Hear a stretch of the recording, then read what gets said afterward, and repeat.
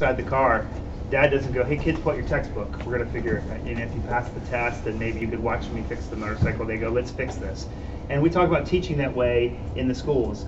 Part of our program is to bring teachers and professors from the US to be working with us. And that's changing the way they're teaching. So not only are we empowering teachers around the world to teach differently, which is how we're scaling, because they're getting excited. We had a teacher in Guatemala who came to visit us, and she says, I really want to train all the teachers in our community the way you trained me. So that's really cool. She was taught by memorizing. She had to memorize her multiplication tables, and if she missed a problem, they would hit her on the hand for each problem that she missed. I guess that's the motivation to learn, right? Well, we have a different way of learning. And so what we're finding is teachers from the US who come on our trips come back and they're transformed. They want to make global connections in their classroom. They have a better understanding of what it means to be an English language learner, and they have a much better awareness of diversity and diverse experiences because of the experience.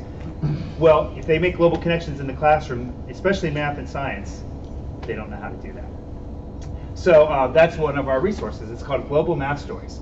So does this look like a classroom that you guys maybe grew up in? How many of you just really love math and were staring at the math teacher like, oh my God, I loved it? I loved math, but I actually was probably more interested in the girl who was in front of me than I was in math class, probably. Partly it's because this is what class looked like. Or this, where literally one student is paying attention to this teacher in Galapagos. Everyone else is doing something else, right?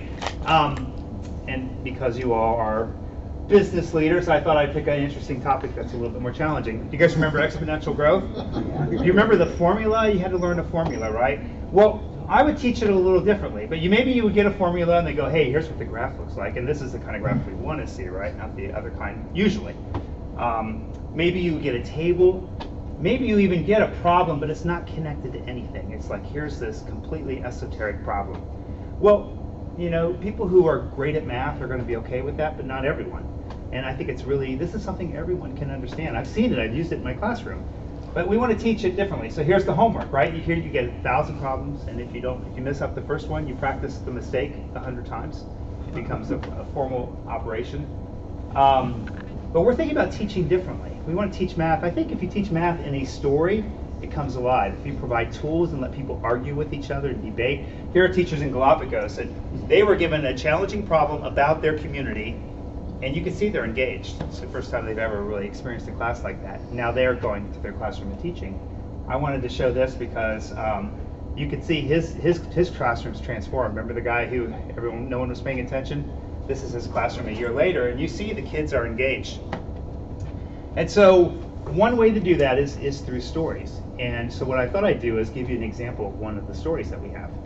So let's pretend you're in my math class. So first of all, you're really excited. You've all done your homework, right? And so we're going to study exponential growth today, but I'm going to tell you about the people in Cameroon. And so the people in Cameroon have this very intimate relationship. You can see their village here. They have a very intimate relationship with bugs. Here's a termite mound. But they have bugs as pets. They eat bugs for meals. And during dry seasons, termites become a huge problem. The reason is because the rain doesn't come and wash the termite mounds away. And so like in our town, we're like, oh my gosh, I can't believe they put another stop sign on my street to slow me down so I can't get to work fast enough. They're talking about the number of termites they have. They're like, oh my gosh, I saw 15 termites today. The next day they might see 25. The next day they might see 50. Do you guys see the exponential growth? And after it becomes a problem, they say to the chief, we need the joglavok. So has anyone ever heard of a joglavok?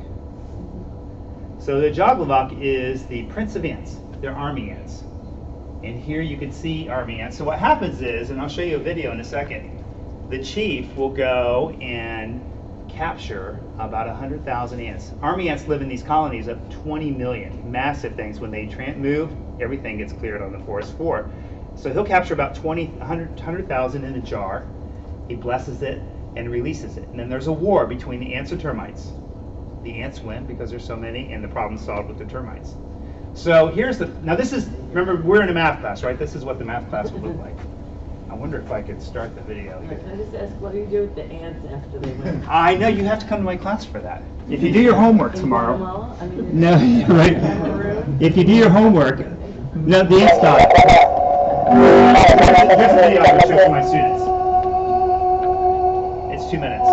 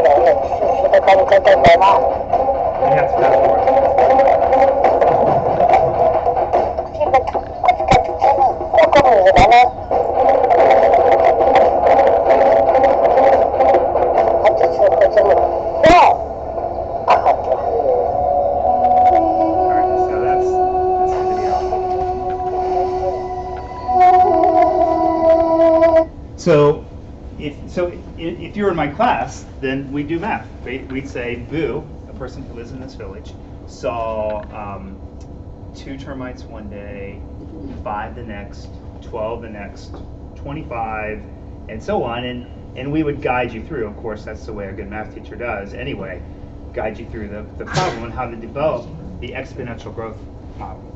And all of a sudden, math comes alive. And people want to know what happened to the ants, right? That's the question. You may ask your students to do the research yourself, research them, or you could say that, so what happens to the ants is there's no queen. And so the ants, they just sort of scurry because there's no coordination. So eventually they die out. And they're not coordinated. So one ant's not a problem, right? The problem with ants is when you have 100 million floating around, that's an issue. And so what happens is it's a super engaging activity. Students do better with these problems because if they forget how to build the exponential growth, they remember how to do they remember the story of the Juggalug and they remember the math that they did. So we've seen that happen. I've done this presentation with teachers in North Carolina. I just did one last 2 weeks ago, right before Thanksgiving. And then when I came in, they said, this better be good because you are the last thing that's keeping us from all leaving for Thanksgiving. So no pressure. But it was good, thankfully. And in fact, everyone stayed. People stayed after because if you ask a teacher to make a global connection, they don't know how, and they do. So I say, they go, oh, now it makes perfect sense. How long did it take you to research this? And that took about 3 weeks. Teachers don't have that time. So we created this resource. It's called Global Math Stories. Each one of these dots represents about a page-long story like the one you heard, or a story about it with resources, math questions, resources, social justice questions. Like, would it be appropriate to give insecticides to these people? What does that do to their whole culture and environment? And these stories have been submitted. We just had one submitted by someone in Saudi Arabia just a couple days ago. And they're crazy stories. Like in Morocco, there are goats that climb trees to eat the berries at the top of the tree. So you can see all the math and science and actually language arts that's in here. So that's a pretty cool story. In Finland, in the wintertime, they're like, it's cold, it's dark, what do we do? Well, let's harness a reindeer and do reindeer races. So that's a very popular sport in Finland, and we have a video and a story about reindeer racing. Another one is this island. Has anyone ever seen this island or know what this is? It's the city of Melee, and this is where it is in the middle of the ocean. It's like a science fiction story. It really doesn't look like. And so it's an island of 150,000 people. The highest spot on the island is 7 feet above sea level. So do you see all the possible social justice questions that are in there? Tons of mathematics, tons of science. Where do they get their water? What do they do with their trash? That's a really interesting question to me. So if I do my math in science especially, but any subject in the context of this story about Melee, it comes alive, right? People remember. Kids have a great understanding of the topic, and they're walking a mile in each other's shoes. So those are pretty much it, and these are some of the questions that I want to have you all help us with, because this is a very popular resource in a lot of ways. Like I said, we have people in Finland, we have people in Saudi Arabia reading these stories, lots of people in the US, so we want to keep it accessible to all.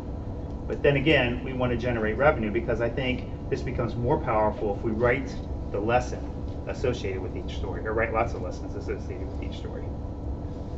So that's it. What are your thoughts? Can I ask questions now, or do we just you got go? question time. Questions? Yeah. Yeah. What age groups or what grade levels are the stories catered toward, or are you just like looking for all?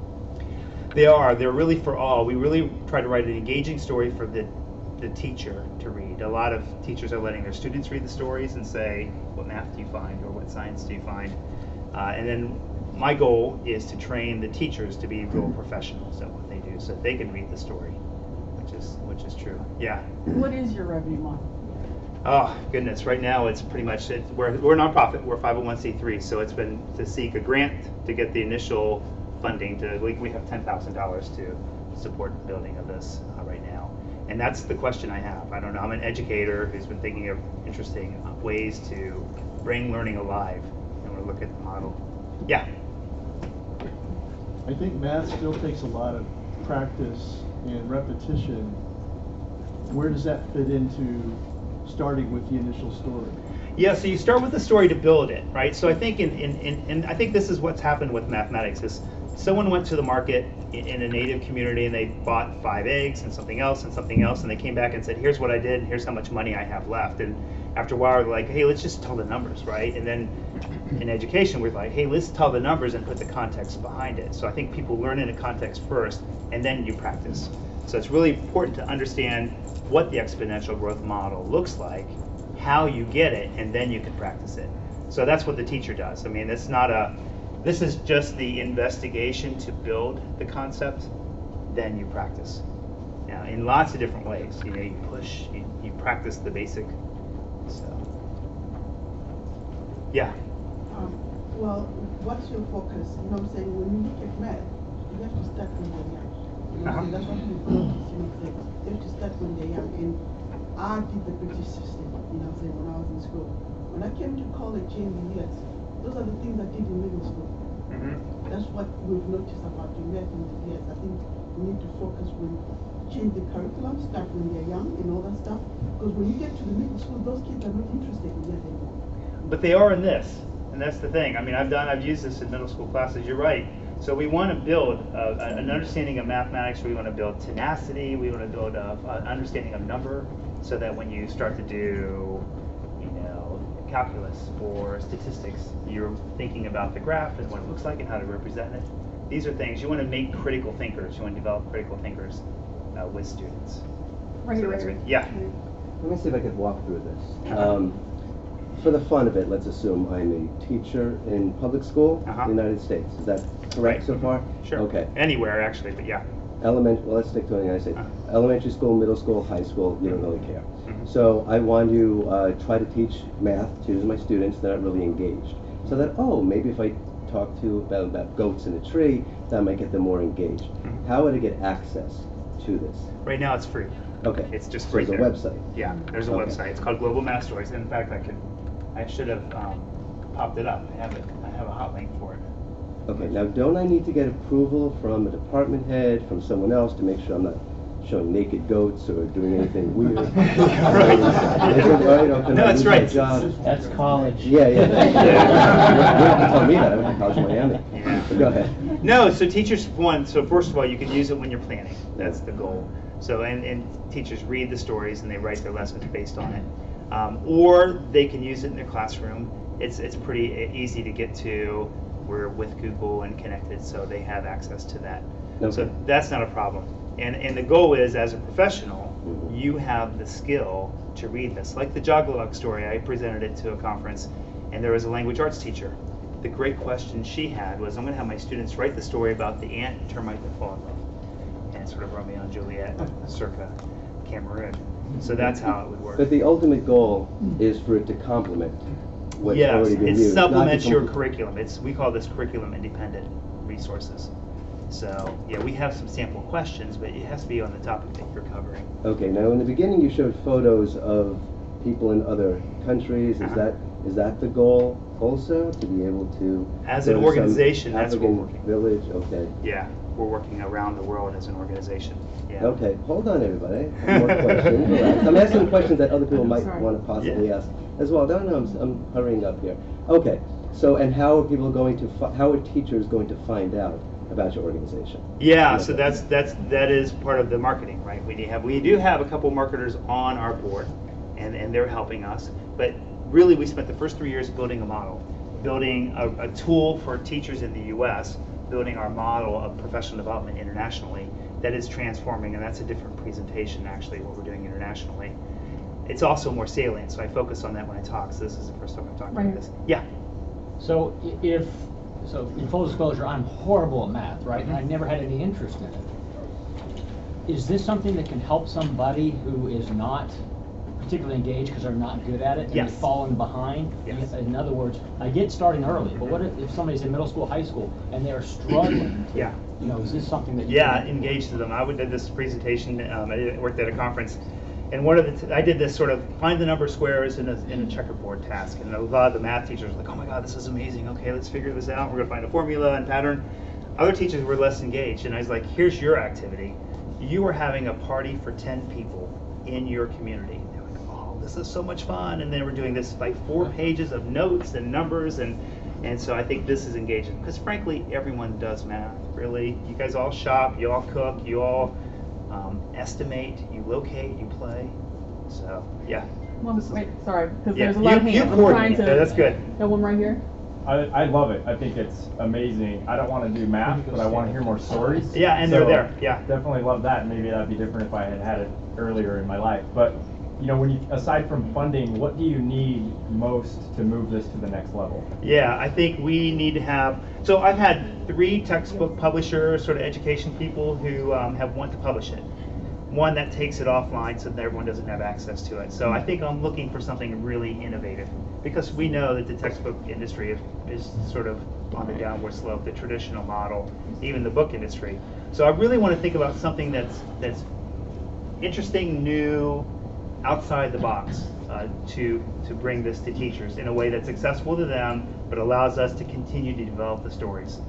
My vision was for it to be a little Wikipedia-like, but even that requires some money, right? We have competitors, things like that. So All right, one more on this side, and then we're coming over here. Yeah. So thinking about the business model, maybe you shouldn't target teachers. Maybe when you were talking, I was thinking maybe also with the comment from the gentleman behind that maybe the people interested is people that is getting behind in math. Maybe they are not interested. So maybe parents and kids is your target market, and you should do something like mentoring, like a Kumon or those kind of franchises. Kumon is called.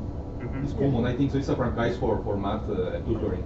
yeah. So kind of that's just something to think about, maybe to get interest and help parents to get their kids advantage in math. Yeah, well, I think this is for everyone, though. I mean, to be honest, I was really good at math, but I never really understood an exponential growth until I started doing these kinds of lessons with my students. Like, oh, this was so easy. Makes perfect sense. Yes. Yes. How are you producing this content? Like with the Jaglivok story. Yeah. Like, it was very cinematic and things like that. Yeah. How are you going about that? Yeah, so, well, first of all, a lot of the stories have been written by my wife and family. So we're recruiting people for Christmas. I'm going to probably get a story. So that's nice. And it's really, we do a lot of good research about it. So the website is really a one-page story, and then we have these resources, and it's all available. If you just Google Jaglavak Prince of Ants, you get to this video. Actually, it's an hour-long show on Nova that you guys maybe will watch. And so that's how we're producing it, and we're wide open. I know that I've come up with a really great way to connect the teachers. I know how to transform teachers, but I don't know how maybe to be as innovative with the way I present it. And so that's what we want to do. Yeah. So Chad, two questions. One is, what are your biggest challenges right now, and how can the folks in this room possibly help you? That's one. And the second one is, have you looked at, partnering with someone like the Khan Academy or something like that, and how would that type of arrangement possibly work? That's great, because those are two related questions, really. The biggest challenge is really thinking about the business model. The accessibility is so important to me. It's important in education, I think. We really want it to be open to everyone. And the challenge for me also is, half my board is academics. We had a board meeting yesterday, and we were like, hey, I want to take we should write about our model, and let's put this 10-page document together that we can share with the academic world. And that's great, but that's not going to help our business, because we really need to be thinking about what's a way of presenting the material. And so I think that's partnering with another organization like Khan Academy could be good, making sure that it fits with our model of learning. Khan Academy is great mathematics, but they don't put it in the context. This would be a great partnership. And then I have the challenge of, well, if I share this idea with people, someone with a lot of resources, I think, will take it, because I think they're interesting, right? Wouldn't you guys like to be at this math class? Yes. No. Yeah. Yeah. No, he got it. He back. Yes. No, she was here first. Oh my God. Yeah. I love this story because I co-authored a book about teaching entrepreneurship through stories and games this year. This is very hard work to do, actually. I wonder, you need a holistic design in terms of your target students, elementary or middle school or high school, because you have different levels of difficulties, and also how to align the content of your stories Yes. to that, because there are different types of mathematics, right? And also, how could you, and currently those games are applied to what kind of mathematics? Or are there holistic designs for that? Because when I co-author the book, we do a lot of work about the theoretical part, underlying in terms of the design of how to teach entrepreneurship, and then we build our stories and games into the syllabus very systematically. Right. Yeah. So I want to know, because right now you just mentioned your wife and your families who just the stories, right? But if you want to scale the business, I think you might need more. Right. We need more people to contribute, like the person from Saudi Arabia who wrote the story. And more theoretical based design and holistic design. Yeah. So we have a model for the way this works. It's student-centered instruction, and then we have, we can look at the research, and I can back that up with the research. The challenge, one of my challenges, do I focus on specific curriculum, or do I keep it curriculum independent? Yeah. And that's the challenge I'm working on. By the way, I have business cards and note cards that show the work that we do, so you should visit our website. But also, we're at this point now where we have a solid staff, we know what we're doing, and my job is to really connect to people and have you all help me. So I'd love to carry this on as well. Yeah. We got one last question. This one, right here. You had your hand up, right? I was somebody else mentioned Khan Academy. Oh, okay. But just for the fun of it, I'll mention lynda.com. Oh, with that? I haven't heard of that one. Oh, okay. Lynda That's a with a Y. great Yes. resource. Lynda. And they have a great economic model as well. They charge for membership. Yeah. Okay. They're on my LinkedIn too, aren't they? Yeah. So you can get a membership like that. Have you ever thought about going through like more private school institutions that have more emerging programs that you are more willing to buy a curriculum like this? Yeah, I think there's some potential for that. It's a matter of I think our focus has been on the international development, right? I think this is something we need to think about. I'd love to get one person who's looking at that, because frankly, if you think about this, all the Christian schools are notoriously bad at teaching math. It's just lecture. They use this curriculum called Khan Academy, which is basically practice 1,000 problems 1,000 times, and then you're going to get it. And of course, kids forget it instantly. if you do Bible math stories, it's so easy. And then the teacher goes, hey, let's figure out how many people ran around this village, or it comes alive, and it also makes you go, oh, I didn't realize that the Christian faith started with these 10 people. And think about the mathematics for that to expand to the world. So I think there's that. Movie stories, global, it's like a Star Wars. So there's a lot of potential. Who do we connect with? Yeah, because I'm thinking that might be an easier route. That's like a low barrier of entry potentially. What about a subscription service where you guys provide the curriculum and upload it and update resources? People are pretty good with that now, as far as curriculum based, and it's not such a heavy cost burden to even individual teachers at that time too, if they decide they want to adopt it as something to decide. What do you think about that? That's the model I think we're leaning toward right now, and I'm leaving the stories available. But if you want the lessons, you're going to have to subscribe. But we need to hire someone that can write the lessons. I could write them, but I'm also doing a bunch of other things. Unfortunately, we're gonna have to end it there, because, Thank you guys. So I'll just pass out cards. I'd love to connect with some of you, please. That'd be great. Thank you.